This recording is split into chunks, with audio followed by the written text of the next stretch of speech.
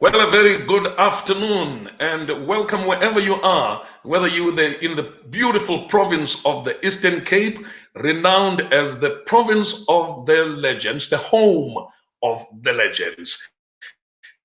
And indeed, the Eastern Cape is the home of the legends. But it could be that you're not only watching the show from the Eastern Cape, it could be that you're watching from any of the 9 provinces in South Africa, whether you're in Cape Town or Gauteng or Bloemfontein. Well, this is a live broadcast on Facebook live streaming and also on YouTube. The channel is Putco Mafani Conversations. And my name is Putco Mafani. What a privilege and what an honor to host the very first episode of the show, the first one with the first citizen of the Eastern Cape province. It is such an honor on the part of the Putco Mafani Conversations ukuthi sithi sivula nje episode yethu yokuqala sivule number 1 wePhondo, and the premier of the Eastern Cape is our guest, Honorable Oscar Mabuyane Upejula Udia. Pejula, it is such an honor. Let me welcome you to the Putco Mafani Conversations. Thank you for agreeing to be our very first guest. Let me appreciate the opportunity that you are having me on your first program as well. I'm looking forward to it, and I really wish you all the best moving forward. We really appreciate innovations and creativity of this nature. This is what we mean when we talk about new normal as well. So we want more entrepreneurs to bring such kind of ideas forward. That's how we're going to change the structure of our economy and improve the people's lives. That's right. Well, he is Oscar Mabuyane. He's my guest on Putco Mafani Conversations.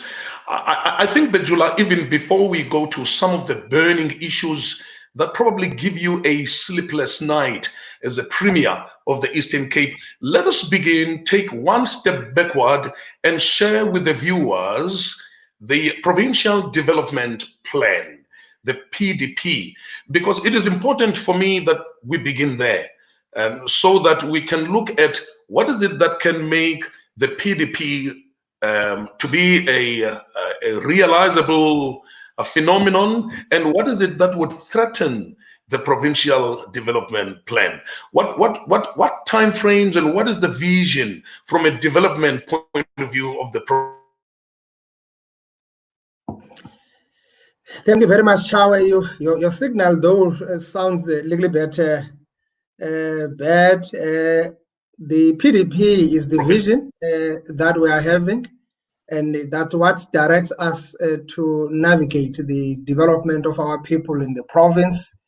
It's a program that has been worked by the 5th administration. When we came in the 6th administration, we almost had that blueprint document, which was going to inform how the 6th administration is going to take the baton from the 5th administration forward. We're looking at about 6 goals that are articulated in the PDP. First goal being the innovative and inclusive growing economy.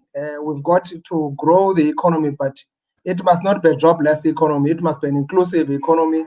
It must take into account the levels of underdevelopment in our geo-spread in the province, the previously disadvantaged people who have not really been productively participating in the economy. It talks about diversification of the economy, as you have said earlier, that our economy has been over-relying on the manufacturing per se, particularly the automotive sector, as well as the industrialization. That's why our economy has been concentrated in the 2 metros, the Buffalo City as well as the Nelson Mandela Bay. So the 2030 vision, the provincial development plan now talks to the diversification, looking more from the agricultural point of view. The second goal on that being an enabling infrastructure network. As we speak here, you see that we still have a bit of challenges of connection because of the bandwidth challenges, the capacity of the network that we have in the province. The program that the Office of the Premier is now rolling out of the broad band that we are working on to increase our capacity to deal with issues of network, the network connection of roads, the road network. You would understand the huge backlog where we are coming from as a province. The province has got only about 10% of surfaced roads, if you talk about the road network. So we still have a long way to go. We need more than 60 billion in the province to be in a position where we can talk about our roads being in a better position. So 90% is gravel roads, which we keep on maintaining, and with all the challenges that we have. The rural development and innovative high-value agricultural sector. This is where the province should have focused on long time ago. We are a province that is rich on the arable land, that is rich on the livestock. If you talk about sheep, cattle, goats, pigs, you talk about Eastern Cape. But we are the 5th province to produce red meat in the country. All what we have, we export it to other provinces. It gets prepared, it comes back being a final product, and we eat it as meat. So the issue of agriculture is key, and we should not be where we are to date as a province. Had we focus on that and try to invest as much as we can in the agriculture. Yes, we have been investing part of the province in agriculture, particularly the areas of Sarabatman. This is where the commercial farming has been. But you have got a huge arable land across the Kai. This is where we had to be able to look at, but we've got to address issues of the land tenure system in that part of the province, because part of the challenges that have been actually frustrating development in that part has been an issue of the land tenure system. The 4th goal being a human development. You can't do anything without developing your human resource capacity. The human development on its own will help you a great deal, because if you talk about factors of production, you talk about land, you talk about capital, you talk about human resource. So those are key for any kind of an idea that is brought about in terms of economic development. And then the 5th one being an environmental sustainability. All what we are doing, we've seen things that we have not seen before. The climate change, global warming. So whatever that we do, it must be environmental friendly. It must actually be in tandem with what will help us to talk about a sustainable development. So these are areas that we're looking at in terms of our PDP. The last one being a capable democratic institution. You remember that the country is a country that is adopted a democratic, a constitutional democracy. So whatever that we do, it should not really move away from such a kind of a vision that has been articulated by our forebears. So the capable democratic institution will make government focus, will make all our Chapter 9 institutions to do their work, and those who are government to understand and appreciate that they are there to serve. They are servants of the people. They've got to do things in the best interest of our people. That's why we talk about the principles of sacrifice and selflessness. So those are 6 goals that are actually enshrined in our 2030 vision.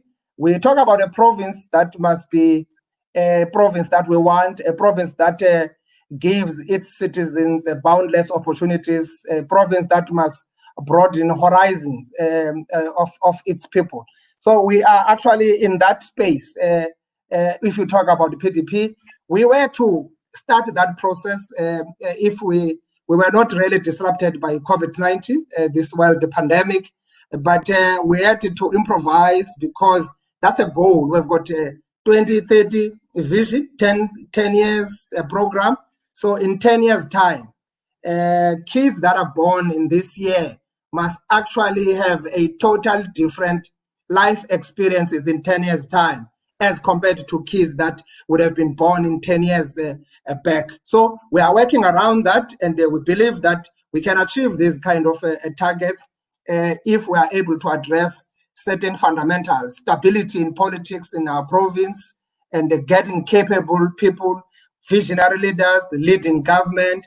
All those issues, they go together for us to actually achieve this. Our people need development. Our people need better life.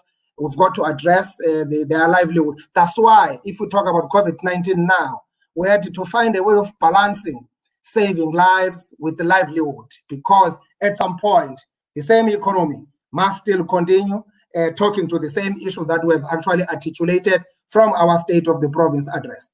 So in summary, that's how I would summarize the State of the Province, the Provincial Development Plan, which actually constitute our 10-year program, the 2030 vision. Let me leave it there, Chawa, for now.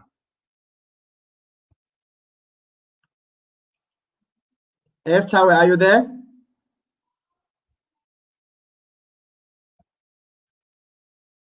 Hello, Chawa.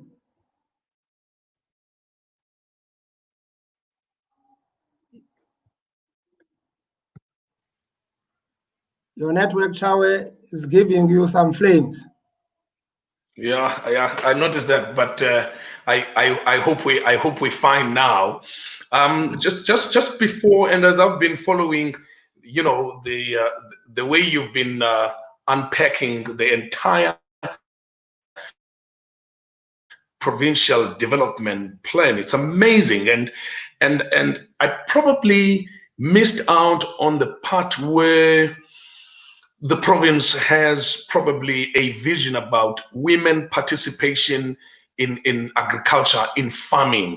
Is that part of the plan? And what are we doing to bring in more Black women in terms of farming up at Pondwe?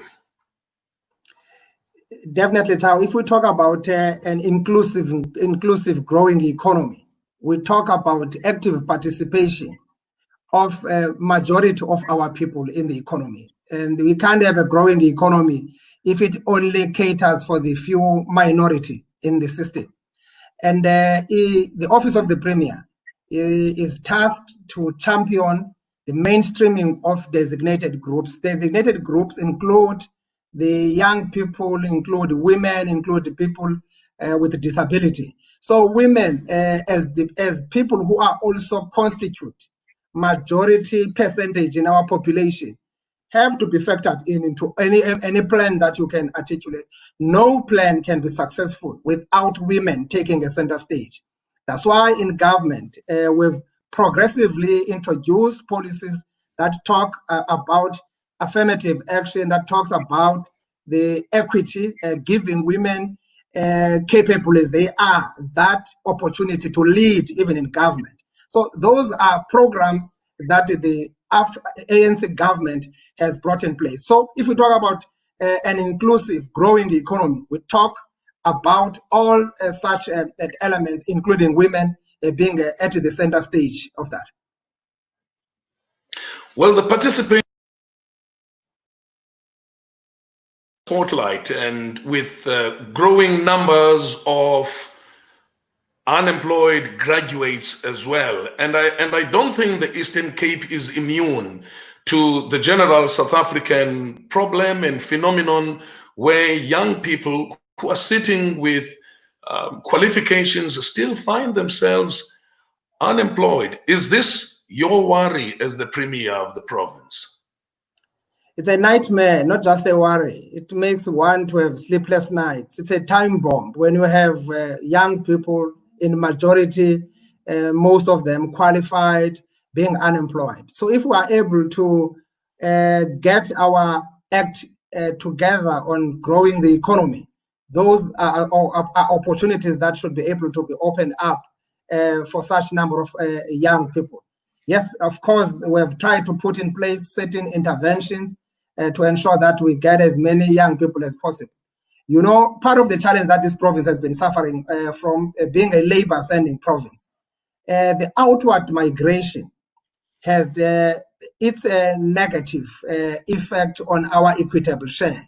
Our equitable share has been growing at a diminishing rate, unfortunately, because number of people are going out. We are the fourth largest now in terms of population, following the Western Cape. We used to be the third, and many of our people are counted outside this province.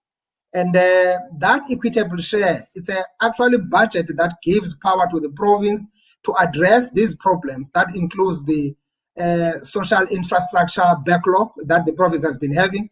working with the national on certain conditional grants. So the more numbers are leaving the province because they are looking for greener pastures outside the province, the more we have a problem. And this province has been suffering from that. It has been having a brain drain, exporting the brains to other provinces. That's why other provinces have been growing faster, because there are lesser opportunities that have been created, because we've been having a narrow approach on the economy, that has been focusing on the manufacturing, particularly the OEMs. For more than 60 years, we've been relying more on the OEMs, the companies that are actually manufacturing cars in the province, with less on other, also more on the financial sector.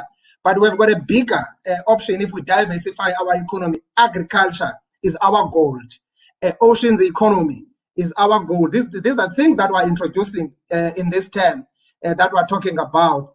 That oceans economy is huge for Eastern Cape, a province that has got about 800 coastal stretch that we've never been using. All boats and fishing companies are fishing on our coast and taking those to Durban or Cape Town. We all get this fish processed here in our restaurants, etc. We should be doing this market here. We should be able to process all these issues here. So this is the idea that we are working on, and we have identified a number of other strategic catalytic projects in the province. If you talk about your Mzimvubu water dam that we've been talking about, if you talk about your biofuel in Craydog, those are key projects that we've been actually throwing around, your broadband for connectivity purposes, so that if we meet like this, we've got a better interaction, we've got a better connection. And we've talked about oceans economy. If you talk about tourism, it's a gem in our province that we should be able to really have more on it and invest on it to grow our economy. So you name them, a couple of them that are out there that we've been talking about. That's why if you move across the Kai, we are now talking about a third SEZ proposal that we've put forward, the Wild Coast SEZ that will be in Amtata. We've got two brilliant SEZ that have been functioning, that have set high standards for the country, your Kucha and Island and SEZs. So they are really giving everyone a national benchmark, and they are so progressive, and we've got a lot of investments that are coming in here, etc., etc. So from an economic point of view, this is a kind of a bigger picture that we're having, but we are not going to go anywhere as this province if we don't invest in agriculture. Agriculture is everything. The land that we have, the livestock that we have, look at its value chain, value addition, if we can perfect that one. That's why when President was here in the presentation on COVID-19, we had to snugly in a presentation that talks about agriculture there. We've got irrigation schemes that used to work before under Ciskai and Transkei government. Those irrigation schemes are still there, and they've got infrastructure that can be activated. We need about $1 billion to kickstart and reactivate those irrigation schemes, create jobs, and those are low hanging. If you can invest on them, you can create about 3,600 permanent jobs in those. But the issue again is how our communities are relating to such kind of potential areas of development. The issue of the land tenure system, people fighting against land redistribution, land claims, which have generally frustrated how the province must actually advance towards the issues of development. But as government, we are embarking on social facilitation, working with those communities wherever there's a potential. It can only happen in Eastern Cape, where you have got the largest reserves in the world of titanium in Kolobin. But people fight for 18 years for the development that is brought to them, but are prepared to leave the province and go to Richards Bay, go to Marikana and elsewhere for the same mining purposes. But what we're saying, even those mines must be done in a sustainable manner, must take into account our environmental friendliness. They cannot be about messing up our environmental space. So these are options that we needed to talk to and find a way of talking to our people better, make our people understand the development that is brought to them is about them. And we've said on rural development, let's go to our people where they are. The COVID-19 has really exposed us on really development fault lines. If you look at the rural development, the reason that we have got people in Lusikisiki flooding town, in Ngobo and elsewhere where you have got a bigger population, high buying power in those village towns, it's simply because people in rural areas, they must go to town to do anything. They can't get any food other than in spaza shops in rural area. So they must go to town for anything that they want to do. So the rural development concept has actually been activated more in the context of the district development model that we're talking about as we're supposed to be moving forward.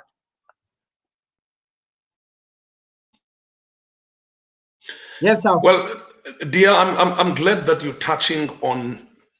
I'm glad that you're touching on oceans economy and rural development, those two, because those are hundreds and hundreds of kilometers worth of ocean in the province. They're largely impacting or should be benefiting people in the rural. I mean, Kasijonga Park or Kolocha no Mazepa Bay. And you get a sense that somehow these people that are in the rurals should be participating in some kind of oceans economy. And I'm glad that it is part of the provincial development plan to make sure that there's an interconnectedness between the oceans economy and rural development. That's amazing. And okay, let me just remind people that have just joined us. Welcome to Putco Mafani Conversations. My guest today, the Premier of the Eastern Cape, Honorable Oscar Mabuyane. We're going to give you an opportunity as well to be able to send us questions. I've seen some comments coming in. The time now is 22 minutes past 5 in South Africa. You're watching us all over the world. Okay, that's the time now. So in the long run, we will get to see what your comments are and what your questions are, and some sending questions even on Facebook. Okay, now, dear, I want us to escalate the discussion in our conversation today to the threats, those factors that are threatening the 2030 provincial development plan. COVID-19 has come. It doesn't look like COVID-19 will leave anytime sooner. How is the provincial government looking at COVID-19? We have seen the numbers, and the recent that I've got was that, you know, the Eastern Cape has even overtaken the province of Gauteng with the numbers now, second after the Western Cape. Is this a worry? And has the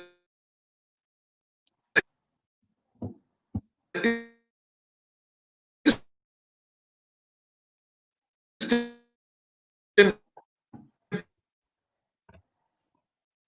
Cape government sort of the COVID-19 pandemic? Yes, Chawe, and kuvanga kakuhle Chawe, because your signal was very poor. I just wanted to. I think. Yes. I wanted to start with the part that we're commenting on the oceans economy, to say we have developed a master plan that we have adopted as a province, which we're working with the National Department of Environmental Affairs and the Nelson Mandela University. Well-researched document, very clear. It talks about all potential projects across our coastal zone. That includes the rural part of our province. So if we to work on that, it's very clear on what to do. We're developing now an investment book around that to be able to lure the potential investors into our province for us to be able to take that to another level. On COVID, yes, of course, COVID is a real threat, Chawe, and it's very unfortunate. It came at a time when we thought that we've got our act together to start launching this campaign towards our 2030 vision, with the state of the province that we presented, which was clearly indicating on how we intend to implementing all these kind of programs. The reality is that the coronavirus 2019 world pandemic, it's a really threat, not only in the Eastern Cape or South Africa. It has collapsed the world economy, the first world countries, and it has collapsed the first world health facilities. So it's a huge challenge to a situation like us in the Eastern Cape. That's why in the Eastern Cape, we started working on it as early as when the first case was reported in Pietermaritzburg. We knew exactly if it happens in Johannesburg, if it happens in KZN, it's going to happen in Johannesburg, it's going to happen in Eastern Cape, and we know exactly our relationship, our connectedness between ourselves and the Gauteng, KZN, and Western Cape. So the majority of our people are there in those provinces. The unfortunate thing that we did on introducing the lockdown was to allow people to take the lockdown, 21 days lockdown, as a holiday, where people started to move around the country. The influx that you saw from Gauteng, from Cape Town, coming to province, so that people wanted to stay at home for the 21 days lockdown. That was a weakest point on the lockdown itself, because lockdown was about stopping movement, was about disrupting was about fundamental disruption of the coronavirus transmission.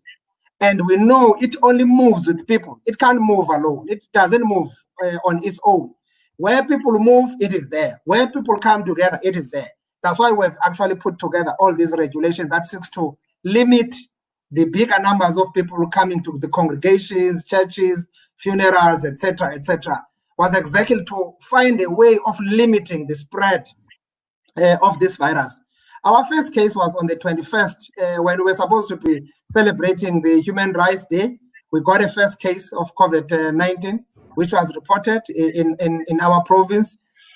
We were lucky that those few first cases quickly recovered. And then one of those cases was a case which was in Mabuyane, a young lady who was in the maritime opportunities that we have with the big ships that are working up to the Europe. So that young lady recovered from one of our rural hospitals in Mabuyane. I think this is where we actually drew strength, where we saw that this is not a death sentence. If even where we know that we don't have best medical facilities, but our people can still recover simply because we can work on their immune system. Their immune system can be able to fight the virus back. Because of course, there is no cure, there is no vaccine. It's only the immune system that can work to fight back the virus. So all the attempts that we're doing is to help build the stronger immune system of our people. The doctors are only giving you medication for flu, which is a normal flu that anyone can have. But other than that, there is nothing that you can get.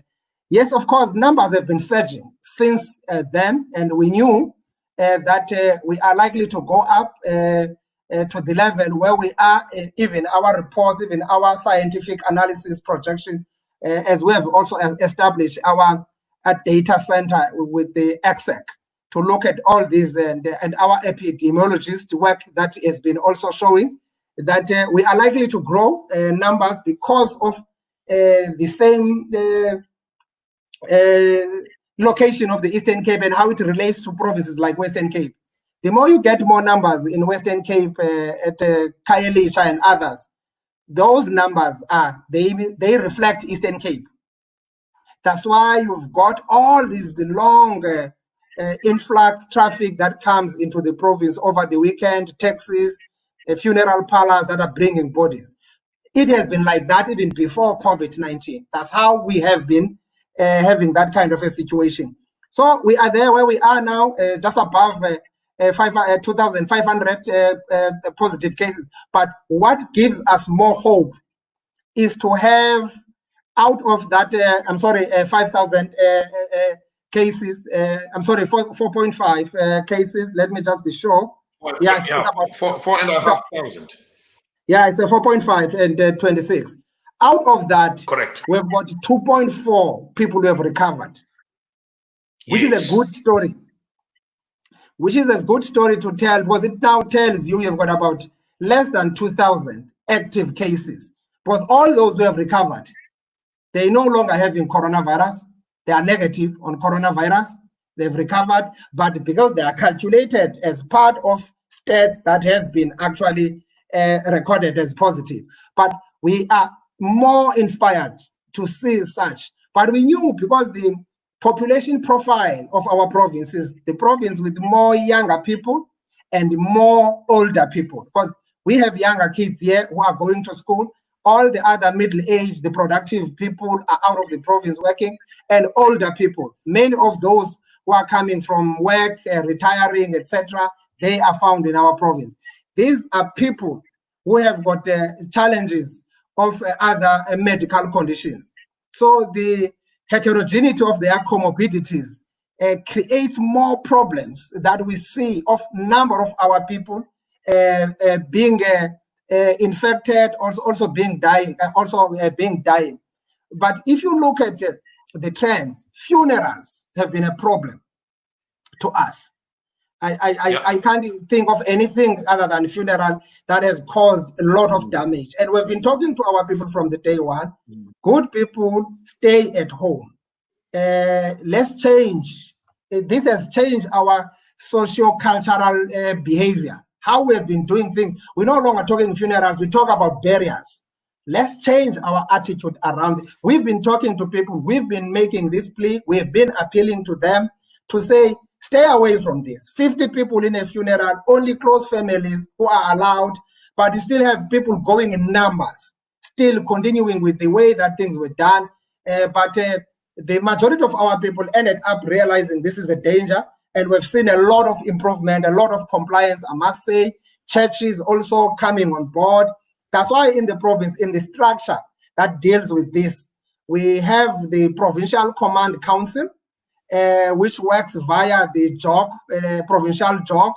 But over and above that, we've got an expanded Provincial Command Council, where we are bringing in all political parties represented in the legislature, bringing all the religious communities, churches, and also the African religious, the believers, everyone there, civil society, NGOs, all of them under one roof every Sunday at 2, getting reports, getting advices, working together. But the unfortunate part is that the regulations are nationalized. We only contribute to regulations as part of the as part of the Presidential Coordinating Council, where we are able to raise issues. But unfortunately, the country is not a federal country.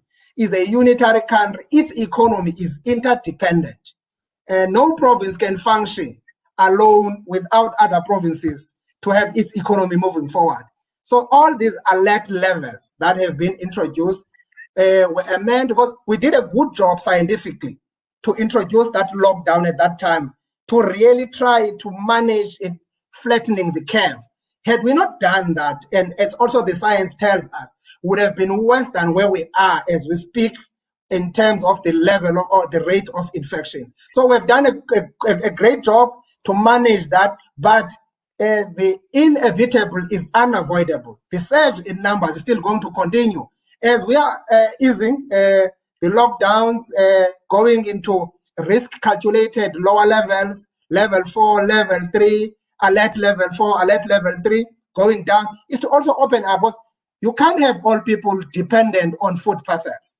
Those who have got work, they can go back to work. You've got to protect business. You've got to protect the economy of the country at some point. That's why we have introduced the mandatory masks, because we know masks play a huge part in managing the infections in our people. So if our people really respect the regulations surely they would really be not where they are. We would have loved to remain at level 5, but I can tell you, as a province, some international investments that are here would collapse and would leave a worse situation. The Eastern Cape is really coming from a very low base if it talks about economic development. So we've got to nest the situation we have, but balance it. But life is important than anything. It is not really about comparing life or juxtaposing life with profit. No, we are looking at life as a very important thing that must be protected. But our people should take responsibility. Government alone, no police should police you to wear your mask. No police should police you to stay at home. You should stay at home to make sure that the virus doesn't move. And if we can comply with those, wash our hands regularly and maintain social distancing, those things have proven to be working. They are scientific. It's not just something that is being said for the sake of being said. So our appeal has been always about us complying on those. If we can do that, even now we are not late. We still have lesser numbers of infection if you compare to our 6.7 population. We have tested more than 58,000 people. We have tested more than 58,000 people to date, and in that we have managed to find about 4.5 positive cases. That tells you how. That's why we're saying we need also to change our strategy on testing. I know we were panicking in the province, seeing all what has been coming all over from other provinces, that we must be embarking on a preventative approach. That's why we were trying to test on our Aberdeen areas, etc. But that was against the national strategy, because the national strategy and the world strategy has been always about targeted testing. That's why if you test positive, we must look for your significant contacts. It doesn't necessarily mean that in one municipality, if one employee tests positive, every employee in the municipality must be tested. That's a waste. That's why now we talk about a huge backlog, because we've got a huge backlog of people who have tested. Some of them were not even supposed to be tested. Had we focused on testing the significant contacts, that's why we've said, health, go back and look at that, because what we call to the backlog, some of them have already passed the 14 days, which is an incubation period of the virus. Beyond 14 days, the virus is insignificant. The virus cannot do anything. That is scientific. So we are dealing with that kind of issues, but our overall strategy has been about containment of the virus by ensuring that we actually screen people to identify potential threats out of our people. We test people. We intensify our program on quarantine. That's why even Premier was quarantined for almost a week, having tested. Having tested, also having had a contact with one of the employees. We must ensure that we are able to trace people, contacts. Because in rural areas, people are using public transport, are in one car, they don't have attendance register, they come across and meet. So it's a problem. So we knew that this is going to come to a point where we have, but we still lucky that bulk of our people are not sick out of this virus. That's why we know that 80% of people who will be finally infected in the province, not the population, 80% of those who will be infected will actually be asymptomatic, will not need hospitalization. And 15% of those people will actually need hospitalization. 5% will need ICU. That's our rapid response strategy in dealing with this. That says it's a science. And then 3% are likely to die. So we still are going to see more numbers of people dying. And if you look at the population, the profiling are people with comorbidities, and we know where our people, the health profile of our people in the Eastern Cape, even their lifespan, we know is 55 to 60 because of the same challenges that we have. That's right. Well, I needed to come in I needed to come in here, particularly with specific province-related traditional and cultural issues. Now, ulwaluko ephondweni is a very important aspect of what defines abantu abangamaXhosa. But I must say that I admire the calls that have been made by government, by your office and the office of the MEC of Corporate Governance and Traditional Affairs, to say that ulwaluko lume ngale winter. Are you happy with the response that you are getting from a suspension, if I may call it, of the circumcision schools this particular winter season? Isonwabisa kakhulu Chawe kuba sibone inxaxheba edlalwe kakhulu zinkosi kuba iyinxalenye yestrategy sethu sokukhusela ubomi. Uyawukhumbula into kokuba ngonyaka besiphulukana nobomi babantu abatsha obuphaya ku plus minus 60. We were losing about on average of about 30 in a season. So bubomi babantu abatsha obubesibuluza sibuluza nje kungekho ne-COVID-19 ngoko. And siyazile ke ngoku into kokuba ngaba sawuyithatha loo risk yoba sithi makuvunyelwe ulwaluko ngeli xesha, kuvunyelwe into njani apho kuzawubakho khona ingqokelela yabantu abatsha behleli kunye ebusuku singazibona sinengxaki enkulu. Siyababulela ke abantu bakuthi bayibone loo nto kuba ke ukungoluki okwethutyana kubulali Chawe. Uloluko olulusiko kodwa lisiko elinganangxaki lokubulala. Abantwana abana-18 years bizabe sengabantwana nakulo nyaka zabo bazabe bena-19 years. Basenokoluka kwiindawo ezininzi kusoluswa abantwana abana-20 years njalo njalo. So lixesha elibi elinzima eli, and siyavuya kuba singazukuphulukana nobomi babantwana. Sibabonile ke abantu abambalwa abadeleleyo bazama ukwenza loo nto kwiindawo abakuzo, kodwa ke bahlangana ke nengalo yomthetho abo bantu. Siyazibulela ke iinkosi zezizwezela ukuthi abazali babantwana ngokwazi ukusabela elikhwelo ngenjongo zokunqanda intlekela. Ndiyakuqinisekisa besawuba neengxaki ezinkulu uba besawuyivumela into yolwaluko ngeli xesha, besawubhujelwa ngabantwana abaninzi phezu kweli nani besiloko sibhujelwa lilo labantwana besesuthwini. Properly Putco Mafani Conversations namhlanje kwi-episode yethu yokuqala sincokola no-Premier we-Eastern Cape Honorable Oscar Mabuyane ubejula udiya sincokola kakhulu development program and versus that the impact and the negative impact COVID-19 that it has had on our lives in the province of the Eastern Cape. Well, I do want to take some questions. The time now is 17 minutes to 6, and some of the issues that we will be talking about will be issues raised by the viewers. Abantu abasithumela imibuzo ku Facebook na ku YouTube.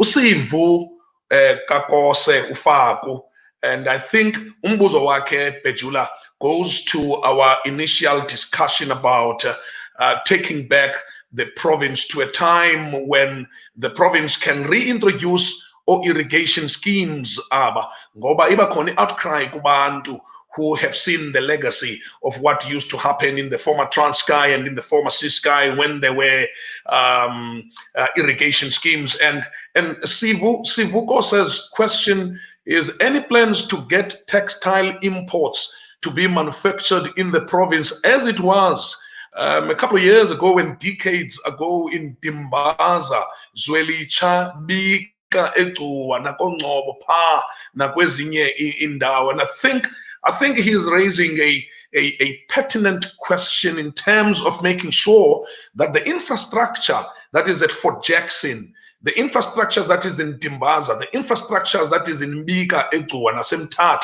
and all these places, that it actually doesn't just sit there and rot. And what are the plans from textile? Because a lot of people actually got jobs through a participation in the textile.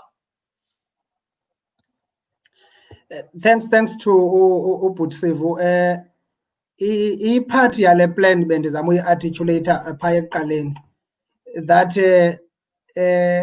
kukho amaxesha apha siyayazi uba ke ungangathelekisa incam urhulumente wedemokhrasi noorhulumente bangaphambili, kuba ngoku la eza firms azisebenza lula pha koDimbaza nakwezinye indawo kwakungekho nto ya democracy, kungekho nale mithetho ingaka inento kwenza namalungelo abasebenzi njalo njalo.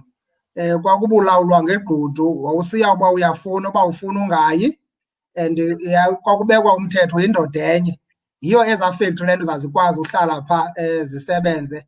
Abatyali zimali babeqinisekiswa imali yabo, kungazibakho malungelo abasebenzi atheni njalo njalo. Ufika kwedemokhrasi ke yaqala ke ingxaki yakhona uba kaloku abasebenzi, enye yezinto eyayibangela uba besemzabalazweni yakukulwela amalungelo abo. Baqala abatyali zimali ababesonwabile ngexesha lozimele geqe, babona bengenawukwazi ukuqhubeka nala mashishini babeqhubeka nawo, kuba ngoku imali yengeniso ebabeyifumana yayingazukwazi uba lolo hlobo, uba kwakufuneka ngoku belungise iimeko zokulungiswa kwamalungelo abasebenzi njalo njalo. Yayichithachitha ke into eyayikhona phantse phaya koDimbaza nakwezinye iindawo. Sibuyela ke apho ke ngoku ngeenjongo ukuzama ukuheha abatyali zimali abazimisele ukuba inxalenye yeli lizwe ngale ndlela liyiyo. Ilizwe elihlonipha abasebenzi njengabantu abanegalelo elikhulu kuqoqosho lwelizwe, not ilizwe elinenjongo lokuhlukumeza abasebenzi. So abatyali zimali ke ngoku nasizama ukusebenza nabo ngabo, siyazivuselela eza factory singurhulumente, sityale imali phaya.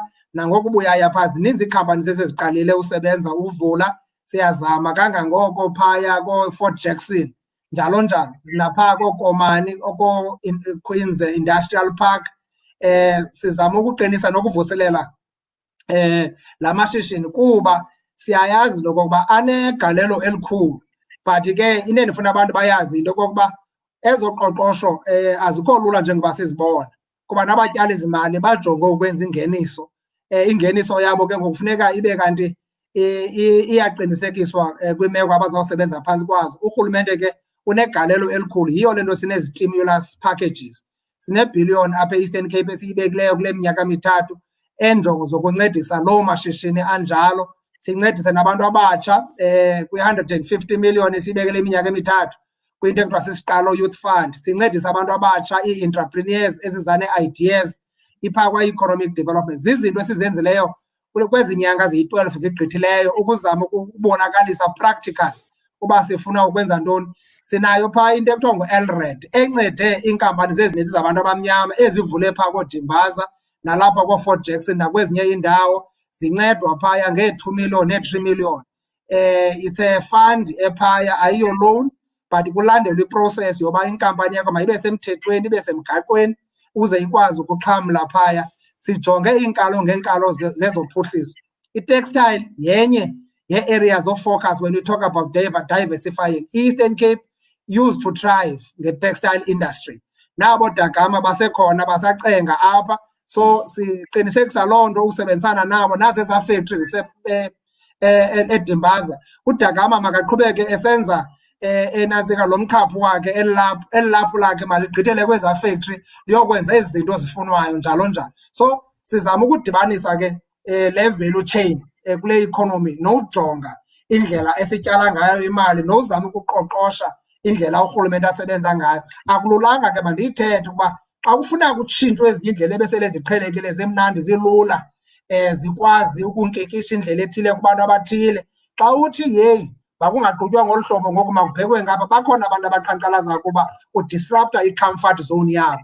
So yi-challenge kurhulumente leyo, kodwa urhulumente lo ayingowethu, ayingorhulumente wabo bambalwa bathe baxhamla kwingqesho karhulumente, ngowabantu abaninzi. Only 124,000 people e-Eastern Cape abaqashwe ngurhulumente out of 6.7 million. So yonke laa 6.7 million ixhomekeke kule 82 billion eyibhajethi yase-Eastern Cape yokuphuhlisa abantu base-Eastern Cape. Ilishwa lale 82 billion, u-65% wayo ubheka kwi-cost of employees, le nto kuthiwa i-COE.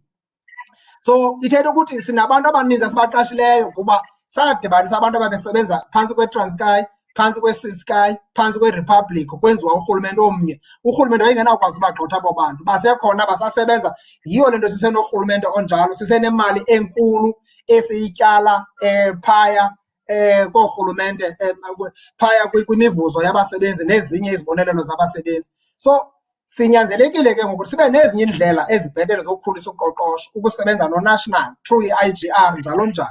Yiyo le nto sikhangela ne-gas. I-gas yenye i-industry esijongene nayo apha e-Eastern Cape, opportunity. Ubuya phaa kwinto ye-tourism, we are working hard in clearing the waterfront Port Elizabeth by removing ezaa tanks Port Elizabeth zena zemanganese in Kucha side kuzovuleka phaya some retail shop space, the waterfront for tourism purposes. So these plans zethu, we are working on those issues. There are investors in place that are prepared to work with us. So siyasebenza ke norhulumente ka-national nezinye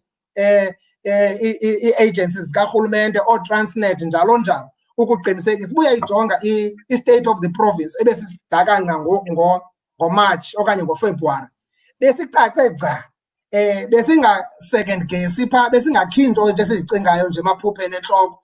Yonke siyibhale pha, besisebenza ne-arhente ethile uba nguTransnet, uba ngubani bani njalo njalo. Sithi le nto uzawuyenza zithini plans zakho, bavume sithi bhala phantsi, soyibhala kwi-state of the province. So la plan yiplan ecacileyo ethi i-Eastern Cape yinxalenye ye-South Africa. And we've been saying this issue when I chat with that we might be peripheral to the center, but we are the center of the periphery. Because all these people who are leaving the province, looking for all the opportunities out there, finally they come back to this province. So this province must be connected to the economic hub, which is at Johannesburg or Gauteng.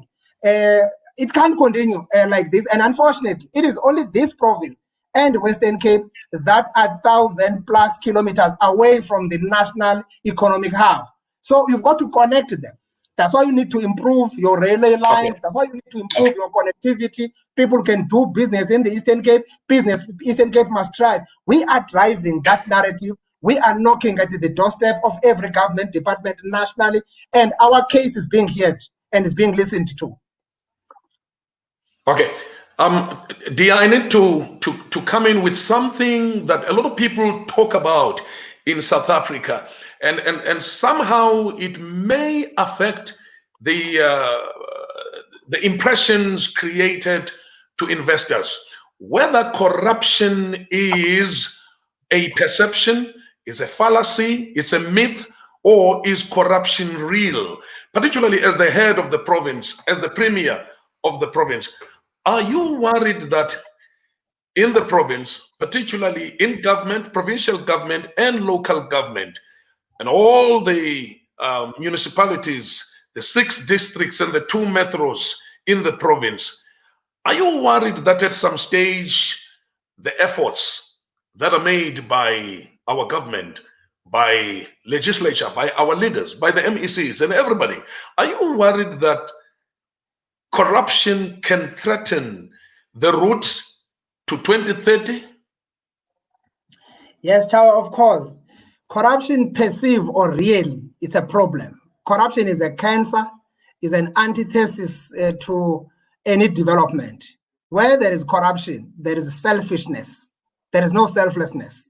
People think about themselves, they put themselves before anyone else, and they trick system, they manipulate system to serve particular interests. That's why you can articulate a vision that can never be realized. Because if the bureaucratic system doesn't buy into this kind of an idea and this vision, you will continue to have these problems. If you talk about your supply chains, we should not be sweating to convince people to know that we should be giving manufacturers that are in Dimbaza, that are in the Eastern Cape. It should not be a question of political leaders to champion that. Everyone in the province should internalize that. But you know, where you have got interest in place, and unfortunately in the Eastern Cape for years, people have been really controlling the system to the best interest of individuals, and individuals are there. And I know sometimes as politicians we fall into that because you go and ask to officials, because officials are in charge. If you talk about supply chain, they are really responsible for that, and they know, and some of them are in the value chain in the process, the value chain of benefiting in that. If you go to them as a politician, uyocela funa uzibizela ingxaki kuba baza kuthi gusha gusha bagqiba bazithi nkomo nkomo ungakwazi ubanqanda because nawe uyipart you benefit. So corruption is a problem, and we are committing ourselves into that to confront it and fight it wherever it shows its ugly head. But we must always, in doing that, seek the truth from facts, because the perceived corruption can really destroy many people. Because people can wake up and throw ideas. I know we've got a huge reputational damage as Eastern Cape. Eastern Cape is so synonymous with corruption. It's easy to say 1.6 billion in Eastern Cape has been stolen. There is no such. It has never happened. You can't even get it into any government department. But it's easy for people to play around that in the social media, run with it. It's easy to talk about issues that we have said, let them be investigated. But people continue to say, even if you investigate, because we've got a trust deficit, we don't trust that. So government, we must redeem ourselves. We must work on that. That's why we've said part of our enemy is to fight corruption, is to confront it, is to work with our people. Where corruption is committed, it must be reported. Those who work with government, who do business with government, must stop corrupting officials of government. Must stop this handshake, must stop all these things that they do simply because they want to be paid. You know, for you to be paid, whatever invoice that is there, you must go and pay it. So you must go and pay someone. All those issues are corrupting the system, and many people are playing into that, and they make this corruption to be so rooted and grounded. So we've got to work together on that, and people must be paid when they've done the work without paying someone else. You don't have to go around and explain yourself when you have been appointed correctly. So all these issues will require us work together, work with government. Where these things are happening, come forward, tell government. And government must act on those kind of issues. And we have said so, that we are going to stop this issue of consequence management being a lip service. Government must work differently. We are repurposing our government. We are inculcating a new culture, reintroducing certain standards and beliefs on how people should work in government. So it's not going to be easy. Other people like you, they've been there for 20 years, 30 years, and you just sound like someone who's just speaking. But we are committed on that, because for Eastern Cape to change, its government must change. This laissez-faire attitude must stop. This latitude of doing as you wish must actually come to an end. So that's a commitment that we're making as the leadership of government in the Eastern Cape as we move forward. And we've got to work together on that with the labor, with everyone, critical stakeholders in government. All of us, we are privileged few. We are there to save our people. Our people must actually see us working very hard for them where they are, so that they can get what they deserve. Well, dear, I'm glad that you've come out strong on the issue of corruption. A few comments from the viewers and some questions. Bongani Ngaba saying there's a small company in Port Elizabeth, the PERV, they do footwear and they need the support of the provincial government for transfer of skills. They're doing manufacturing of shoes, and they can support ladies as well. Okay, then we will relay this information to the relevant structures within government. Okay, somebody was asking me about the plans to revamp the ZK Matthews home in Alice, where there's a heritage site. Apparently, they allege that that kind of work was abandoned. And do you want to touch a little bit, possibly, Dia, before we let you go, to touch a bit on heritage sites, what's happening, you know, to the ZK Matthews? And somebody asked also about the road to between Ituchwa and and maybe you may want to make a brief statement on heritage sites, and then Mvagogo Sivale with your plea when it comes to COVID-19, because I'm looking at the time and the conversation. It does look like we may need to do part 2 of this conversation later on. But dear, over to you, your closing remarks, taking into consideration the comments on heritage sites, and taking into consideration also the emotional plea that I want you to make to the people of the Eastern Cape when it comes to COVID-19.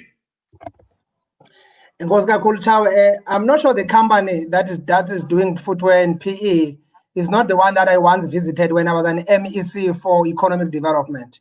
There's a company that I visited there in PE, which we went all out to support. I remember at some point when Metropolitan was looking for shoes to donate in schools, we sent them there, but unfortunately the company couldn't take the order for a number of reasons. But I'm saying we are all out to support SMMEs because the jobs can only be created through SMMEs. We must invest in the SMMEs. That's a commitment we have. Big numbers of job opportunities will only come from SMMEs. So that's our priority space. The heritage sites, you can't talk tourism without talking heritage. Heritage forms part of that, including culture. So as we speak about Home of Legends in the Eastern Cape, we are also talking to that. And then tourism, we have said, let's broaden our horizon around tourism, include all these critical, your Tiosoga and others, and you name them, all the luminaries of our province. All of them, we've said, let's attend to them, because those are tourist products. Those are tourist destinations. We've got to work on them. So I take that point of heritage. Heritage is key if you talk tourism. People visit cities from all over the world. They don't just visit a province, but all cities are in the province. In cities, there are tourist products that people are interested at. So they must be able to be taken to such a tourist sites. That includes the heritage sites. Chawe, as I land, thank you very much for the opportunity. It has been a very interesting hour. I agree with you. More often of such engagements are important where people are able to engage with those who are in government. It's part of us being accountable to our people. The constitutional democracy is about accountability, transparency, and responsibility. So we've got to be available at any time we are requested so that we share the kind of work that we're doing. We listen to people. People are advising.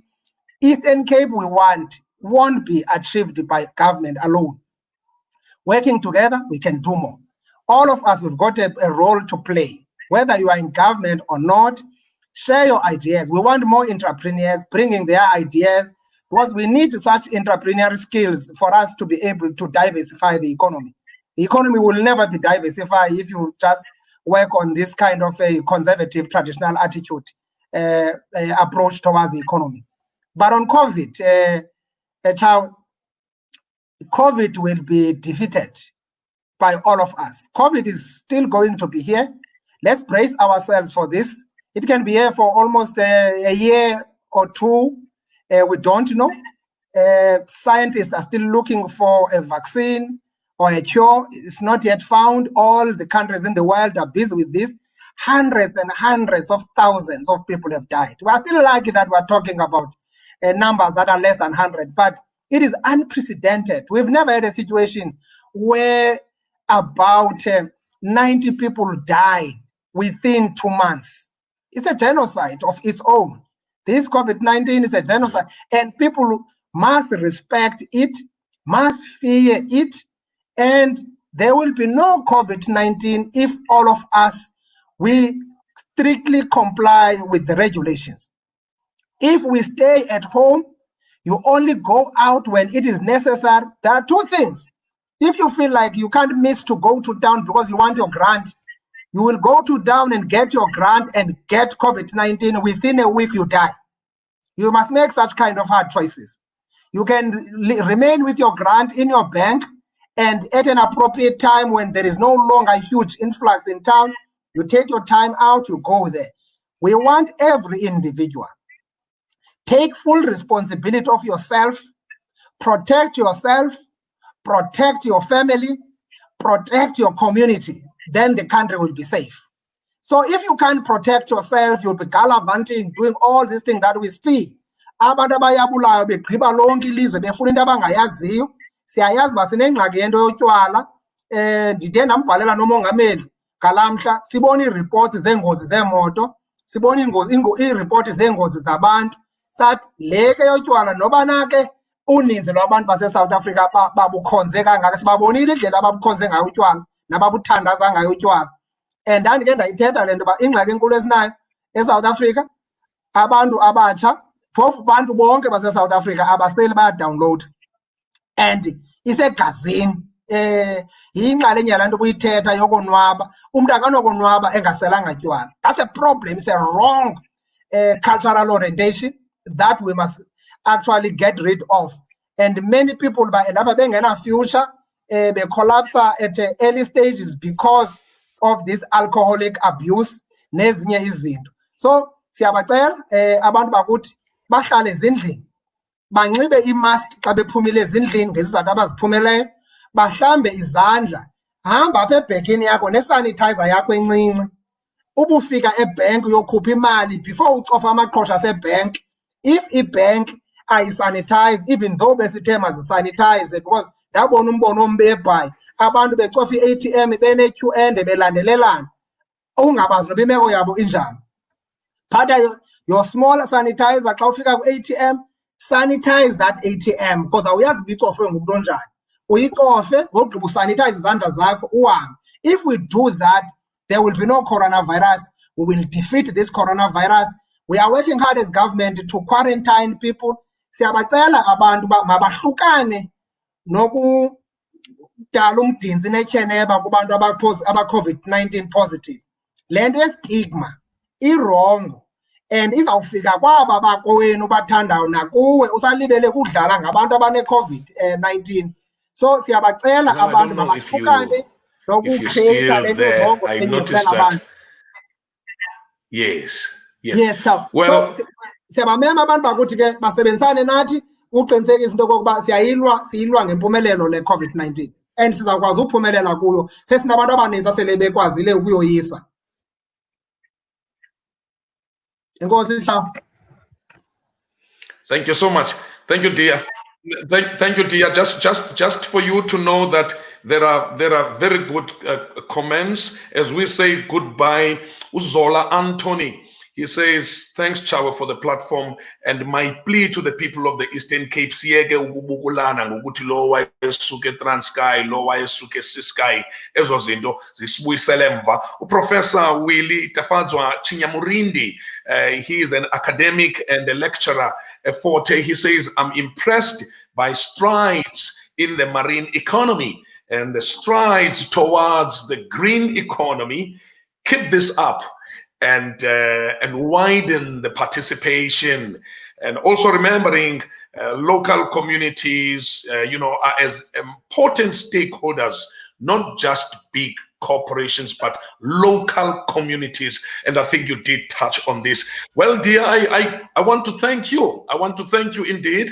And we've come to the end. It's Putco Mafani in conversation with the Premier of the Eastern Cape, the #1 in the Eastern Cape, Honorable Oscar Lubabalo Mabuyane. Thank you so much, dear, and all the best. And I think there have been some comments here saying part 2 iyafuneka. Bakhona abantu abati part 2 iyafuneka, and I'll be in touch with you so that we can have part 2 down the line, and whether end of June or beginning of July, and we come back again and reflect on many other things that have affected the people of the Eastern Cape. Abanye banbuza nge-Amatola San, but ibhisho ayina hotele, but Amatola San ikhona. We will touch on a lot of those issues when we come to part 2.